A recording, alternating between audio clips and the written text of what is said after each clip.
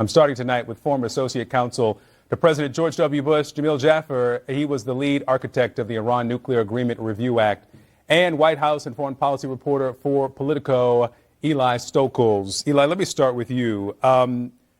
Is the White House or anyone there, are they hinting at what the announcement is coming from the president tomorrow night?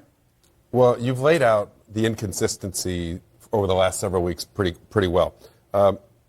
It's unusual to have a primetime address when no one has any clue what the president is going to say, except maybe it's less unusual with this president, given what we've seen over the last few weeks. I think that he could go any number of ways. When he says this war may be over in 2 weeks, what I'm hearing is he hasn't figured it out yet. He hasn't decided yet. He doesn't know where he's going to find the win, the public win that he's going to declare and then walk away. I know that inside the White House they're concerned about the energy prices and the markets, and that's driving a lot of this. And so I think we'll hear some reassurances about that and about the fact that they're going to wrap this up. It's not going to be a forever war. And I think you'll hear them continue, you'll hear the president continue to mention that the goals have been achieved, the military goals, decimating Iran's military, that, we heard from the press secretary at the podium yesterday.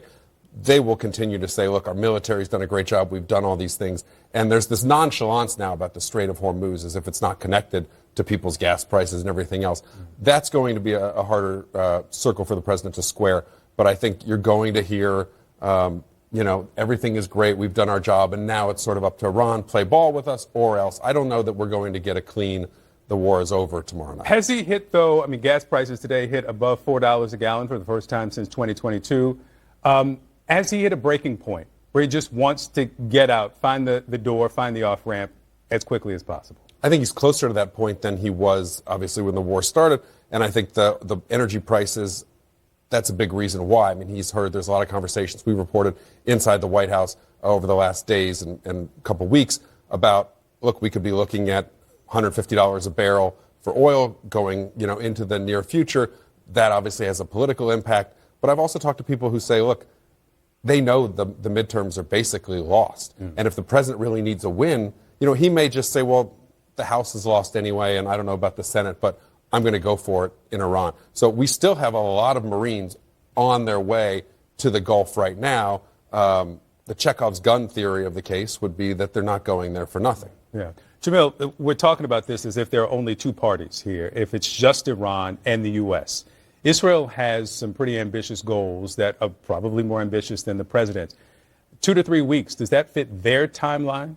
Well, look, it doesn't seem to. The president talked about, even just today, that the nuclear program is the most important thing. Well, we know there's 440 kilograms of highly enriched uranium, 60%, very close to 90%, because it only takes 5% more work to get it from 60 to 90. So saying the nuclear program is done is 15 years away, that's just not believable. Yeah. We've got another 220 kilograms of about 20% enriched uranium. There's a lot of capability there still available. There may be uranium enrichment facilities we don't know about. There's Pickaxe Mountain. There's a site at Isfahan that's buried deep below. We don't know what's out there. And so for the president to say, well, we've done it, we've solved the nuclear program, I don't think anybody, much least of all Israel, believes that's really true. Yeah. And if you consider the first justification we heard from Secretary Rubio about why the U.S. and Israel attacked, it was that Israel was going to attack Iran and there would be consequence for the U.S.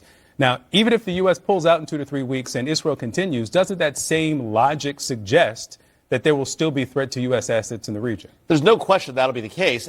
But I don't really think that was the whole story, right? That is what Secretary Rubio said, no doubt. That was the first case. It's been a moving target, yeah. Right? The president said different things. Secretary Rubio said different things. Secretary Hedgset said different things. At the end of the day, what we do know is that we set out a certain number of goals. Nuclear program was one of them. Prevention of terror attacks was another. Taking out their Navy, we actually done a pretty good job on that. 150 ships knocked out of the sea. Their missile launch capability, 70% degraded, great, but they still have thousands of missiles still available. This is a real problem and regime change. The president called for that on day one, called for the Iranian people to rise up. Yes, we have a new leader, but it's the former leader's son, who's by all accounts more brutal and was a leader that even his father didn't want. Yeah, he says he's now dealing with a group that is much more reasonable, much more rational, much more less radicalized. How is regime change being measured here if you have the son who is, mourning the death of his wife, his children, his father? Is this regime change by any definition? certainly not for the Iranian people who were protesting in the streets, right, whether the Green Revolution or President Obama or Masa Amini or President Biden, or the most recent protests where President Trump said, I'm coming, help is coming. This is not the help they were looking for, having Mojtaba Khomeini as the supreme leader. Now, yes, we've killed a lot of key senior leaders. We've killed the Navy leader. We've killed Larijani, right, the former parliamentary head who became the national security head. So we've taken out some really important players. But the reality is you've got 1 million armed Iranian, you've got 300,000 IRGC, you've got 600,000 regular military, 600,000 Basij, 300,000 regular military. You've got a lot of armed Iranians. That's a 93 million person country. Yeah. But that million armed and committed to the regime, they're still operating. It's hard to imagine an uprising taking those folks out. Yeah. I want to contrast what we're hearing from the White House on talks and negotiations where they've been optimistic for several days, but now the president says a deal isn't necessary. We heard from Iran's foreign minister that they don't have any faith, quote, not have any faith on potential talks with the U.S. Where does that leave negotiations? At this point, are they just going to leave them on the table and back away? Look, the negotiations, my understanding is that there's some back-channel negotiations through a third party, and they are in the very early stages. Yeah, it's understandable that the Iranians would be skeptical, given that there were negotiations taking place when this war began, and Israel and the United States just came in and took out all of their political leadership. So it makes sense that they would question, what they're hearing from the president publicly, and even the overtures that are being made through private channels. My understanding is there's a couple different private channels that the foreign minister is talking to Jared Kushner and Steve Witkoff, that Vice President Vance may be talking to the leader of the parliament. And then you have, as you pointed out, IRGC. They are really in charge here, and they don't want to stick their heads up at all because they don't want to, they see Israel still running jets and dropping missiles on them. So there's a hesitancy that is very understandable in the middle of the war, especially given the nature of the Iranian regime, and also the precedent with the president, and his saying there's a great deal and saying there's a lot of progress when really the progress seems to be sort of minimal, and then also saying that we're giving negotiations a chance when really you're just buying time to launch the offensive. So it's understandable why analysts would look at this and say, I'm not giving, I'm selling on this one. I'm not putting a lot of faith in the fact that there's going to be some breakthrough diplomatic deal. Maybe more realistic is the president just deciding the U.S. is done. We're going to pull back and give maybe a longer window. And as he has teased publicly, we'll figure out what happens with the Strait.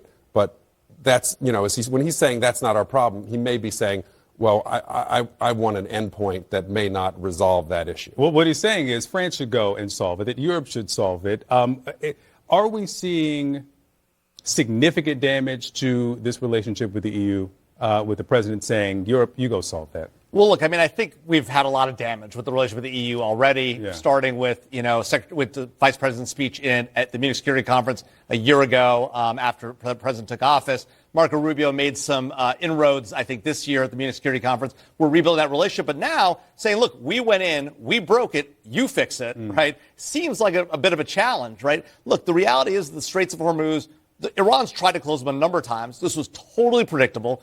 Frankly, the only thing that's surprising here is it took them 3 weeks to really get to really closing it effectively. Almost 3,000 transits typically would have taken place over this last month.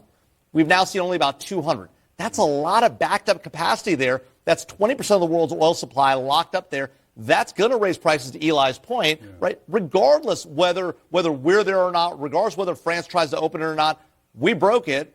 We ought to fix it. And the real truth of the matter is, if you want this effort to work against Iran, you have to choke them off from their oil. That is how they make money. That is how they survive. You've got to be able to sustain that. And if you're not willing to sustain that, why are we getting in a war where that's the first move on the table? But one thing that Trump's right about when he says, well, it doesn't matter to us, we have plenty of oil here, it does matter more to Europe. And the energy crunch will be more severe there first. So this may not be their war. Maybe it's our moral responsibility to fix something that we broke. But Donald Trump doesn't care about that. Yeah. And the fact is, for the European leaders, it is their problem, and it's a more acute problem more immediately for them. Eli, Jamil, thank you both.